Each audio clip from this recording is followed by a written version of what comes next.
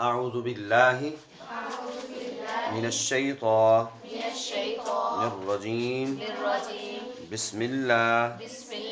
الرحمن الرحیم فما کان دعواہم تو نہ تھا ان کا قول اذ جاءہم جب آیا ان کے پاس بأسنا ہمارا عذاب الا مگر ان قالوا یہ کہ انہوں نے کہا انا کننا بے شک ہم تھے ظالمین ظالم تو ان کا قول یہ نہ تھا جب ان کے پاس ہمارا عذاب آیا مگر یہ کہ انہوں نے کہا بے شک ہم ظالم تھے بے شک ہم ظالم تھے تو جس وقت ان پر اللہ کا عذاب آیا، یعنی کل ہم نے جو آیت پڑھی تھی، اگر آپ اس پر تھوڑا غور کریں، کل والی آیت تھی کہ ہم نے کتنی ہی بستیاں تباہ کر ڈالی، ٹھیک ہے، کتنی ہی بستیاں تباہ کی ہم نے، جن پر عذاب آیا کس وقت میں؟ جب وہ سو رہے تھے، رات کے وقت میں، دوپہر کے وقت میں، اور جب ان پر عذاب آیا، جس ٹائم میں ان پر عذاب آیا تو پھر کیا ہوا؟ فرمایا ان میں سے جس وقت ان پر عذاب آتا تھا تو اور ان کے منہ سے کچھ نہیں نکلتا تھا، صرف ان کے منہ سے یہی نکلتا تھا، ہائے ہم بے شک ہم ظالم تھے، ہم اللہ اور اس کے رسول کی بات کو نہ سنتے تھے اور نہ مانتے تھے، ہم نے اپنی جانوں پہ ظلم کیا تھا، کاش ہم نے اس وقت اللہ کے رسول کے کلام کو سنا ہوتا، اللہ کے رسول کی بات کو سنا ہوتا اور اس پر عمل پیرا ہوتے تو آج ہم پر یہ عذاب نازل نہ کیا جاتا ہے۔ یہ اس وقت کی بات ہو رہی ہے جب بندہ والدین اپنے بچوں کو، اساتذہ اپنے شاگردوں کو نصیحت کرتے ہیں، بڑے اپنے چھوٹوں کو نصیحت کرتے ہیں، تو اکثر اوقات ہوتا کیا ہے کہ ہم اس نصیحت کرنے والے سے متنفر ہوتے ہیں، ہمیں وہ اچھا نہیں لگتا۔ کون اچھا نہیں لگتا؟ جو ہمیں نصیحت کر رہا ہے، جو ہمارے فیوچر کے بارے میں جو بہت زیادہ فکر مند ہے، جس کو ہماری فکر ہوتی ہے، وہ ہمیں سمجھاتا ہے کہ نہیں آپ اس راستے پہ نہ چلو، کیوں کہ اس راستے پہ ہم نے اگر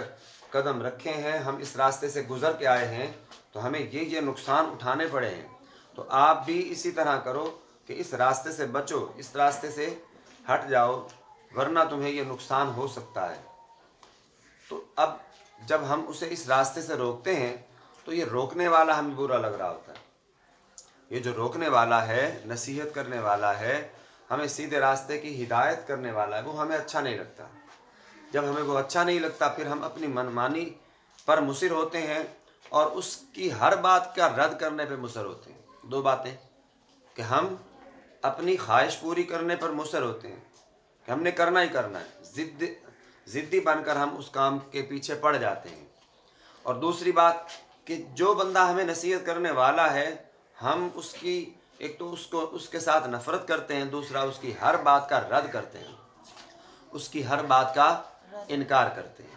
جب یہ پوزیشن آتی ہے کہ بندہ اللہ اور اس کے رسول کی ہر بات کا انکار کرے، اللہ کے رسولوں کے ساتھ ضد اور انا بنا کے ان کی ہر بات کو رد کرتا جائے، ان سے نفرت کرے، تو اب یہ وہ ٹائمنگ ہوتی ہے جس ٹائم میں اللہ رب العالمین بندوں پر عذاب نازل فرماتا ہے، اور اس کی بڑی وجہ وہ یہی بیان کی گئی کہ جب تک اللہ رب العالمین کے پیارے محبوب علیہ السلام کی حدیث کا مفہوم ہے کہ فرمایا کہ جب تک اللہ تعالیٰ بندوں کے عذر ختم نہیں کر دیتا، بندوں کے عذر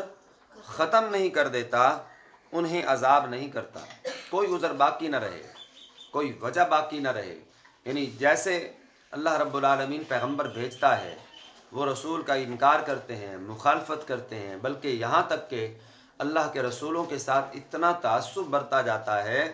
کہ ان کو مارا جاتا ہے، قتل تک کر دیا جاتا ہے، تو جب یہ کام وہ کر لیتے ہیں تو پھر اللہ کے عذاب کو وہ اپنے اوپر واجب کر دیتے ہیں۔ جب اس ریج پہ آ جاتے ہیں تو اللہ تعالیٰ کہ ہاں ان کے تمام جو عذر ہیں وہ ختم ہو چکے ہوتے ہیں، کوئی وجہ باقی نہیں ہوتی، اس لیے اللہ تبارک و تعالیٰ ان لوگوں پہ عذاب نازل فرماتا ہے۔ پھر قرآن مجید فرقان حمید کی آیت نمبر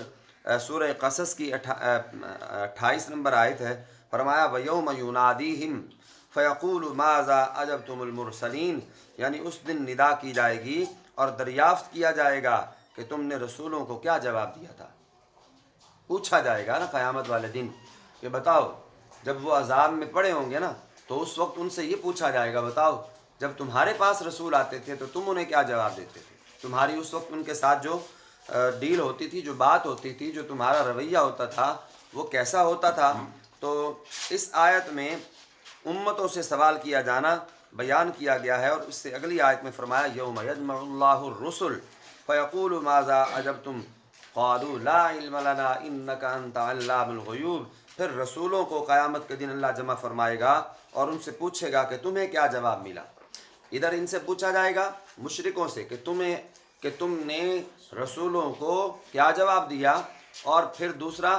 رسولوں سے پوچھا جائے گا کہ تمہیں کیا جواب ملا۔ جیسے میں آپ سے کہہ رہا ہوں تو کوئی آپ سے پوچھے کہ قاری صاحب نے آپ سے کیا کہا، پھر مجھ سے پوچھا جائے کہ آپ نے بچوں سے کیا کہا، ٹھیک ہے۔ تو اسی طرح اللہ تعالیٰ پہلے مشرکوں سے پوچھے گا کہ تم نے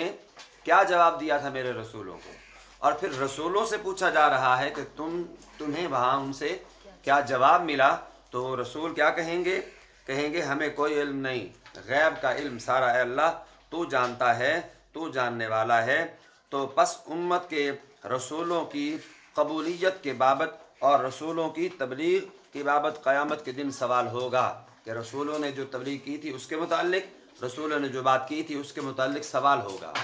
تو یہ وجہ بیان کی جا رہی ہے، در حقیقت بیان یہ کیا جا رہا ہے کہ یہ عذاب کے مستحق ایسے نہیں ہوئے کہ اللہ نے ان کے اوپر کوئی ظلم کیا ہوا ہو، نہیں، بلکہ انہوں نے اللہ کے عذاب کو دعوت دی ہے، اللہ کے عذاب کو دعوت دی ہے۔ خود جیسے کہتے تھے مشرکین مکہ رسول اللہ صلی اللہ علیہ وسلم سے کہا کرتے تھے، کیا کہتے تھے جس عذاب سے تو ہمیں ڈراتا ہے نا، کہ اگر تم مجھے نہیں مانو گے، میرا کلمہ نہیں پڑھو گے، اللہ کی وحدانیت کو نہیں مانو گے تو تم پر اللہ کی طرف سے عذاب آئے گا۔ تو آگے سے وہ مشرک کیا کہا کرتے تھے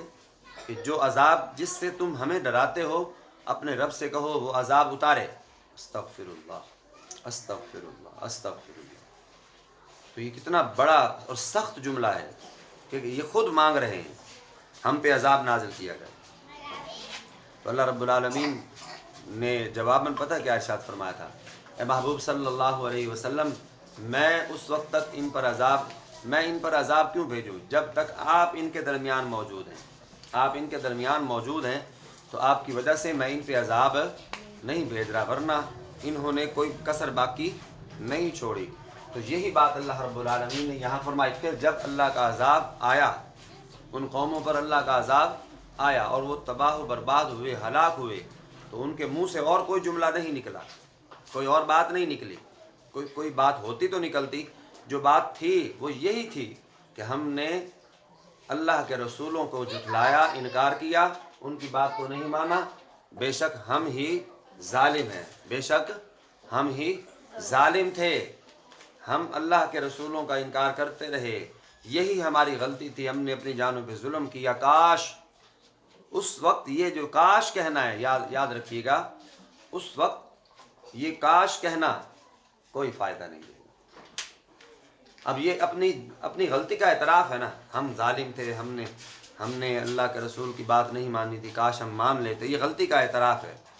یہ غلطی کا۔ اب یہ اس وقت غلطی کا اعتراف فائدہ دیتا ہے۔ اب ہم جب زندہ ہیں، جب ہم سے کوئی خطا ہو تو ہم اللہ سے استغفار کریں، معافی مانگیں، تو آج ہمارا استغفار کرنا، معافی مانگنا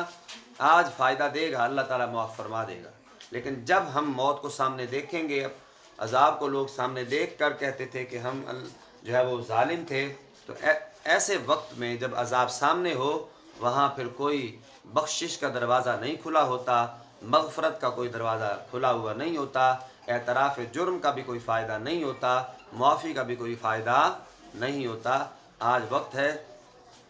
وقت ہے سنبھل جائیے، جو کوئی نصیحت کرے اس کی بات کو توجہ سے سنیے اور اس کی بات کو فالو کرنے کی کوشش کریں۔ اللہ تعالی ہم سب کو عمل کی توفیق نصیب فرمائے۔